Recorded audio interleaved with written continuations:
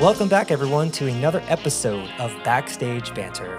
I'm Brian, here with my colleague Jay Sheehan, and today we're talking about one of the toughest calls a stage manager might ever make. That's stopping a show in an emergency. Whether it's an active shooter situation, another serious threat, or a performer injury, knowing what to say and how to say it can make all of the difference. So stick around and enjoy. We would love to hear from you. Drop us an email if you have thoughts about an episode, have an idea for an episode, or just want to share your disruptive innovations. Send us an email at backstagebanterthepodcast@gmail.com. We are recording. Can you hear me? We're recording, finally. Fine. Jeez Louise, man. It took us like... It was just such an effort. Man, if that was like dog years, I feel like I've been doing this for a really long time. Anyway, welcome. We have our technology working, and this is the same fucking thing that happens to me in my classroom. I'm jinxed. I shouldn't by now. Yeah, you should be a professional. They laugh at me, and it's like a stand-up, just like you said, it's a stand-up routine. Seriously. Yeah. And I swear I'm not doing anything. Like, I'm like, here, and what one of the students actually said the other day, Jay, would you like me to come up there and help you? And I'm like, hell yeah. Just prove it that I'm right, and Right. They got it to work. So That's so funny. I know, man. Yeah. I actually do I'm writing a routine. I'll probably never do it, but for an open mic night about me and technology. Yeah. Like literally. Ridiculous, man. We got to do episode about technology one of these days, because I feel like we run into a lot of issues and have to navigate around that a lot. So we definitely do that. And Brian, you're the wizard. You know what I mean? Like, you are yeah. the technology wizard, and the Riverside, and the this and the that, and the microphone, and the headphones, and but we digress. Digress, yeah. By the time we get to the 6th episode, we shall have it nailed. Although we've recorded like 9 or 10 by now. So yeah, we should have a routine by now. Yeah, by now, man. Oh my gosh. So yeah, warming up with a little Rush music this morning. Little La Via Atrangiato. Nice. For those of you who have not heard that, that is one of the most incredible pieces of guitar playing. When you can count like your 5 favorite guitar players, or you think the most talented, and Alex Lifeson is just probably one of the most underrated. I don't even know if anybody out there even knows his name. That's not my age, that is. But he shreds, man, in that song, on an acoustic guitar. And then, when Neil and Geddy started coming in, it's like, I remember the first time I heard that album, I think I was in 11th grade, and my 10th grade friends turned me onto it, the Hemispheres album. And I was like, whoa, 3 guys are making that much music? It was unbelievable. And the drumming, I mean, you must, of Neil Peart, being a drummer yourself, right? Yeah, right, yeah. That was the Rush albums were really popular whenever I was in high school growing up. All the drummers in school wanted to, mimic all that sort of stuff. Why not, man? Constantly, It was always a thing, especially talent shows, and just like, anytime we jammed, there was always a Rush song that came up that, we're playing. Yeah, and he's surrounded by 45 drums, Yeah, so, exactly. Yeah, it's very unique compared to a lot of other drummers. Yeah. You know what's really cool is that going to see Rush shows when I was in high school and stuff with my friends at the Forum in Los Angeles, my dear friend Danny, who was a drummer, that's where I really started doing lighting and stuff, was back in high school. And he was really into him, and he knew like all the guys on the back of the album, like he knew the fucking truck drivers, he knew. Wow. But we kept saying about Howard Ungerlander, I think was the name, the lighting guy, and I was impressed that, the lighting guy. So long story short, about last semester, I meet a guy on LinkedIn who is a tour manager, and we started yakking about lighting, and he goes, oh, well, Howard Ungerlander is a good friend of mine. Would you like him to come and speak to your class? And I'm like, if he comes speak to my class, the lighting director for Rush, who was out on the road with them for 40 years, who did the original design. And this tour manager guy I met on LinkedIn said, would you like me? He's a friend of his. Would you like me to arrange for him to come and speak to your lighting class? And I thought, hell yeah, man. And you think about how things go full circle, and I was thinking of that then, of course, with some of the bands that I've worked with that I used to emulate, as a kid. I remember when the Aerosmith Toys in the Attic came out, I think it was. And me and my next door neighbor, like he would grab the bar stools and I would grab a tennis racket and we would become Aerosmith. And we thought we were really good air guitarists and stuff. And then Of flash course. forward, yeah, right. And then flash forward 20 some odd years later, I'm picking up Aerosmith at Brownfield in a caravan of limousines with the Chula Vista Police Department driving right up onto the tarmac where the Just Push Play Learjet has just landed. And Steven Tyler comes up, running off the plane and hugs me. Um, yeah, bro. And I'm like, Wow. this is really weird, right? A surreal thing. And somebody took a picture of that. One of the policemen did, and Chuck Pugsley was his name. And that picture has not haunted me, has followed me on the internet for the last 25 years, to the point where they're like, "Is that Mick Jagger?" We look so young. It was ridiculous. But and if you Googled that picture will come up. But that day was really a special day, really special. Yeah, that's And insane. oh Especially man, since you grew up, really um listening to their oh music and, oh really man, like an idol of yeah, man. I them, wanted to be Joe Perry, before I Yeah. wanted to be Eddie Van Halen, before I wanted to be, Jimmy Page, all those. But Joe Perry, we built a B stage up on the lawn for that particular. It was a 20,000 seat amphitheater in Chula Vista. So we built a B stage up on the lawn they're going to run out there and play 4 songs for the people up in the grass. We thought, oh, that's cool. Um, but getting them there from the stage up the center aisle, we hired like an extra 60 or 70 security guards. Wow. Yeah, to keep the aisles clear. And I remember I'm like, well, I'm going to get this. I'm one of the security guards. Hell yeah, man! I'm going to run with Aerosmith up to the lawn. And so I'm like, Hell yeah. yeah. So Joe Perry looks at me and he goes, "You going with me?" And I'm like, "Yeah, yeah, I am." And he puts on this like a boxer's robe, like the things that they wear when they're in between rounds, the big hooded things. And Uh-huh. I'm like, "What do you do?" And I didn't. He goes, "You'll see." And as we go running up, I'll be damned, man. People were starting to throw like water and shit, and drunk people. I'm like, I can't Oh my believe it. They're, God. they're throwing shit at the band, and that's why he put on that robe so he wouldn't get wet. And I was soaked by the time I got there because I was right behind him. And he Wow. laughs. He takes off the robe and he laughs. Um, and they played 4 songs. It was amazing. And there's an iconic picture that Paul Parks took of Steven Tyler He jumped out onto the subwoofers and he started swinging the microphone around. And my photographer Paul was right next to him. And every time he swung the microphone around, Paul had to duck. And then he swung it, and Paul would get up. It was like a little, whack a mole thing going on. Mhm. And he took a picture when he was down looking up at the thing, and it is a phenomenal picture, man. It really is one of those. Um, I'm sorry that the viewers can't see it, Yeah, but right. I'll share it with you at some point. But anyway, gosh, we just talked a lot about music. Yeah. What have you been No, it's all listening to? good. Yeah, man. Yeah, Rush was Man, great, dude. I've been listening to one of my favorite bands called Bad Sons. Bad And Sons. they're yeah, I think they're from Phoenix. Um, but I got onto them like I don't know about 8 years ago, Yeah. and they just did this cover of a song. Can't remember the name of the song right now, but they yeah, it just kind of got me back on the kick of listening to a lot of their music, and they just have like a really cool vibe. And I really, Cool. when I listen to music, I pay a lot of attention to the drums, obviously, because I'm a Yeah, drummer. that's what you were saying, and Yeah.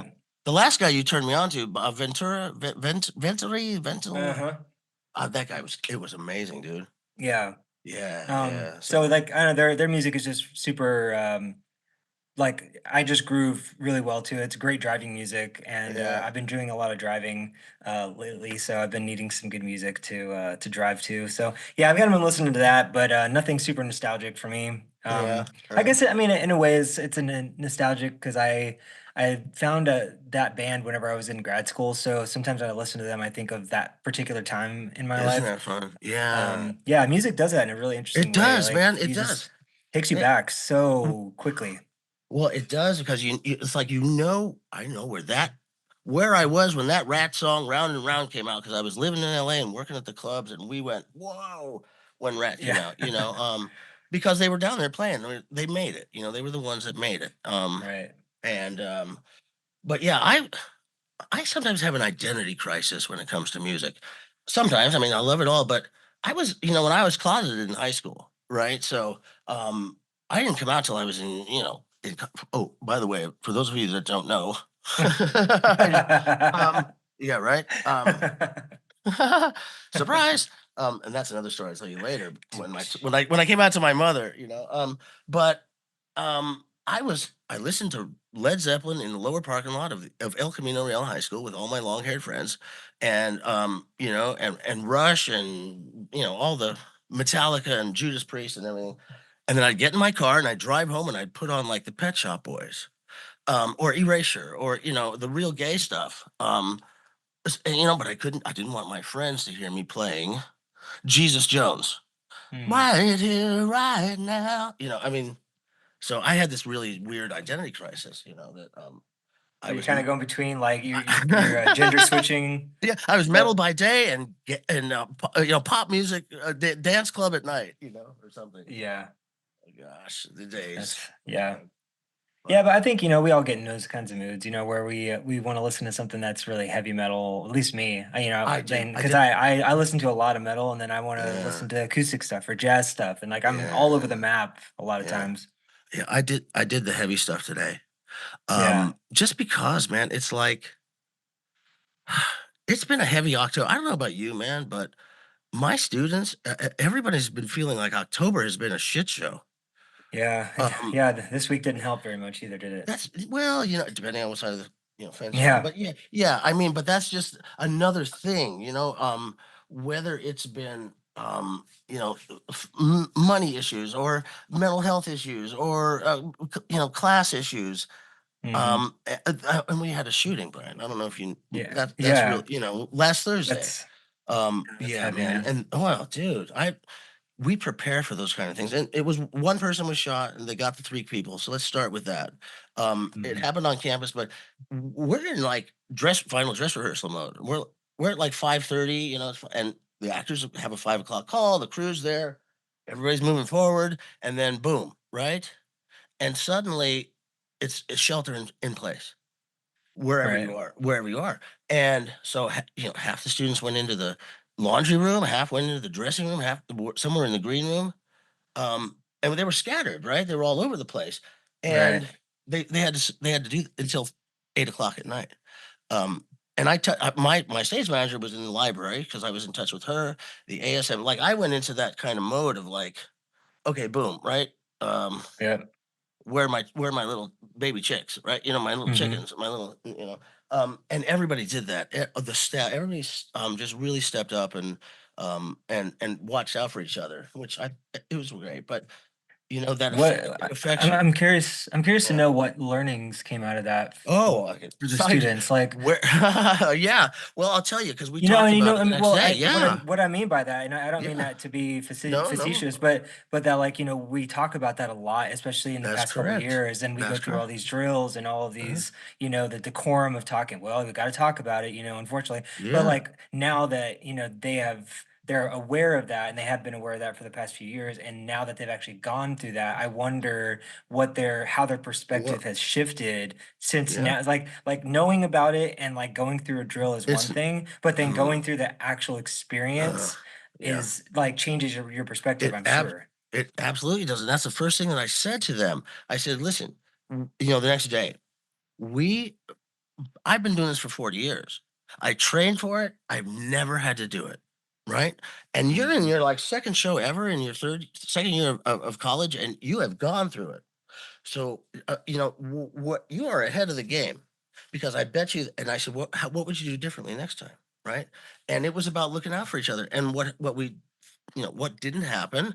And I think this is not just a problem on our campus, because on Friday, Kim Fisk from the national tour of Hamilton, the production stage manager, and Travis Blackwell, the ASM, who went through a similar situation when Hamilton parked in San Francisco for 18 months. They Oh had yeah. they had an incident, and she actually wrote the case study in the production manager's toolkit, brought to you by Routledge Press. But what came out of it was, as much as we want to train, we don't think it's going to happen to us. And perhaps we get complacent because we don't think going into the theater at half hour that what's going to happen if this happens, right? And what happened was, for one, we didn't have a where are we going to meet place afterwards, or um, a way to communicate with everybody in one shot. So Kim and Travis told me about an app that can connect you all, and they did that with Hamilton, and the same with Hamilton. They all ran off the stage, and nobody knew what was going on, right? Yeah, And then, right, of and course. then, It's and then like, all of get a the hell sudden, out of here. well, and then all of a sudden, the audience, the first three rows, jump into the fucking orchestra pit, Yeah, 14 feet. So man, that's something, scary. yeah. And when the actors scattered, there was no way to know who went where. So when it came time to, like, is everybody okay? And you can't find, Billy Joe, you're like, oh shit, right? So we can't. You must have a plan in place that you actually walk through. And Yeah. at San Diego State, what I try to do as a production manager is that before tech starts, hey, everybody come with me. We're going on a tour. We're gonna because I can guarantee you that none of you know where the fire extinguisher is, right? Mm-hmm. Guess what? So it's a little bit. Even if we do just a little tiny thing, you know. Yeah. Um, I want to add something to that yeah, yeah, because please. for example, if an actor's on stage and they run off stage, they're not going to have their phone with them. They're not going to have a way to communicate to other people. Mm, So I wonder like what the next step is. So like if, mm, say you have a WhatsApp group that has the whole company on it and you send a message and they're yeah, like, so and so is not here, but maybe they yeah, booked it out of the building and they just kept running until they could like yeah, get far enough away, but they left yeah, their phone in their dressing room, because yeah, they ran off stage yeah. or whatever. Absolutely, So like absolutely. I wonder like thinking a little bit more beyond that, like okay, like maybe setting like a time limit or like having a number that everyone like has with them all the time, like like the company Yeah, phone number and they yeah, call in after like 12 hours or whatever that is yeah, or 24 yeah. hours or they set a specific Something. time. Yeah, Yeah, just like another absolutely. standard thing to where it's like, okay, well, if we don't have telephones or if someone doesn't have their phone to text or they don't have a way to communicate that way, we should set up another backup option. That way, if people do just have to get out of the building really fast and they can't go get their phones or Right, they don't have them after being on stage, that there's we have a backup plan. Like, okay, we haven't heard from them yet, but we know that we've set this time, so we should be hearing from right. them in the next 12 hours or however long. Yeah, absolutely. And if everybody knows what the plan is, like if, at some point you get to a phone, if you can. But here's the other thing, Ryan, is that all of our theaters, we are all in different regions of the country. So we all have different things to deal with when it comes to Yeah, weather or shit, besides 100%. this, Yeah, besides the shooter, right? exactly. Yeah, weather and Yeah. So climate and everything. we have, like, if there's a power outage even, we all meet out on the grass just in front of the coffee shop, right? In sort of the coffee shack. And that's but do the students all know that? But it's posted everywhere, but do they read post it? There's a whole I think that the culture needs to step back. And I don't know that I would be saying this if we didn't go through what we went through on Thursday, because now it's always kind of sometimes after the fact, we gotta do something. Oh, Yeah, and right. for those of you that are listening that run theater programs with, the potential for shit to happen and you think it's not gonna happen to you, get a game plan in.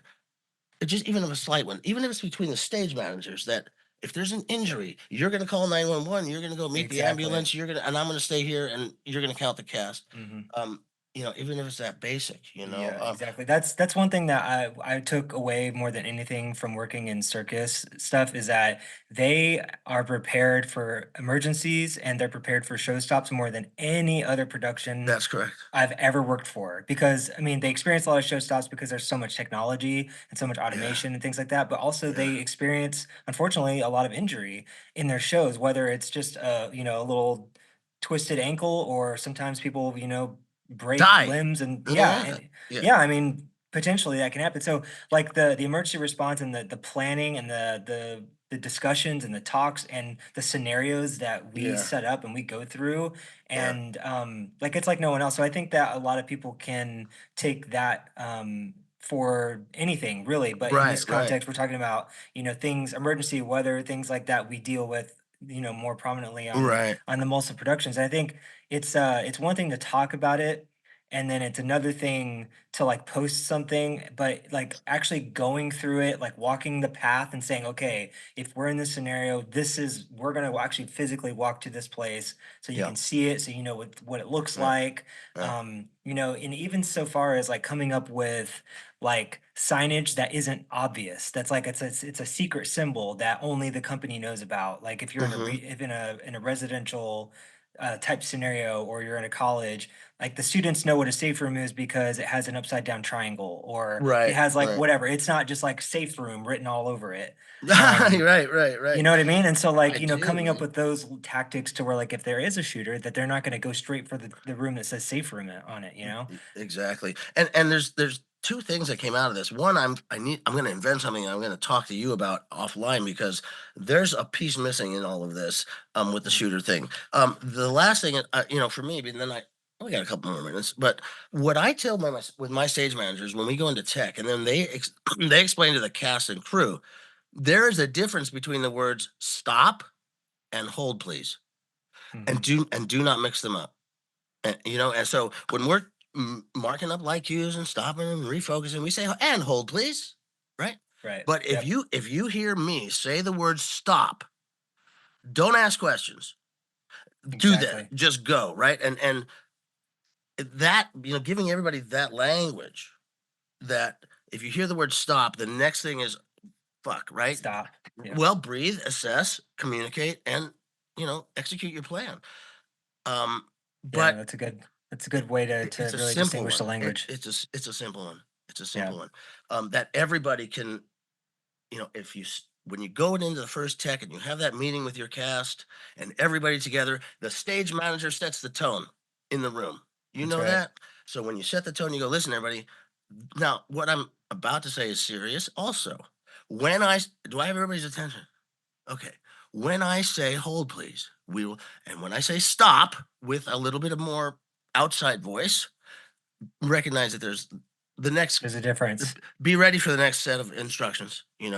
um and we don't know what those are, depending on lightning, I mean, earthquakes, Yeah, it could be anything. wildfires, Yeah. could be anything here. Yeah, 100%. um Yeah, that's a good thing to take away from all this, and like, well, you the know small things. I think like, just being more attentive, being more in tune with like just going through the motions. It's so easy for people, all of us, to get into this routine and this rhythm of like, okay, we're taking a show, and we're going to make it to page 20, and then we're going to have a meeting after, and now I'm going to eat this for dinner later on. And but we sort of get in this like internal monologue, I think. Oh, I fucked that cue up. Oh, we need to go back. We need to look at this. Or, oh, yeah, Sally, Mr. Spike, we have to go and respike that. Whatever.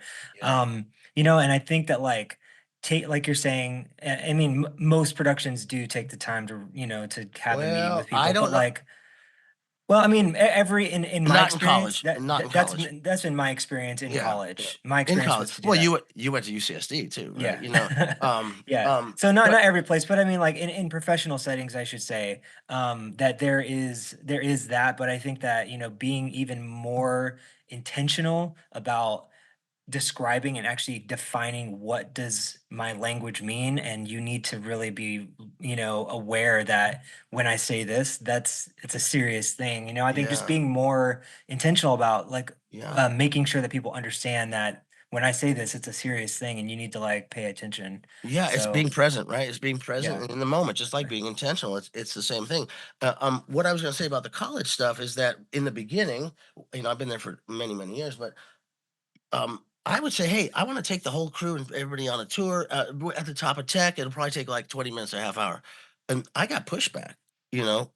We only have we only have 4 hours to tech the show. I'm like, yeah, but we can't afford to have anybody Yeah, but die. safety is much more Yeah, important yeah, than yeah, yeah, yeah, right. And the other thing, Brian, that just to piggyback on your thing, to listen about the being intentional, but also be aware of your own knowledge. Like, you don't need to be in a big group to do a walk around. You can ask yourself, do I know where the fire pole is backstage? Do right. I know where the fire Exactly. extinguisher is?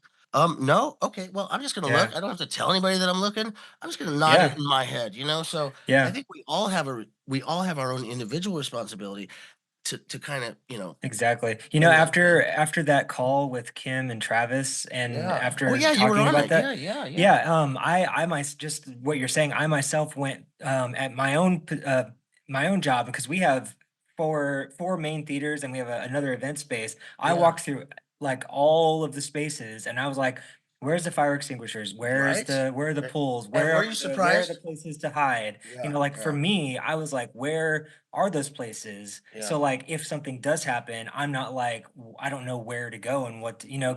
because when especially when you work in bigger theaters, like and you don't like you just don't think of that because they're hidden. They hide them a lot. They make them look like really boring, so they're not sticking out very Right. much. You Right. walk by them and you just don't think of them.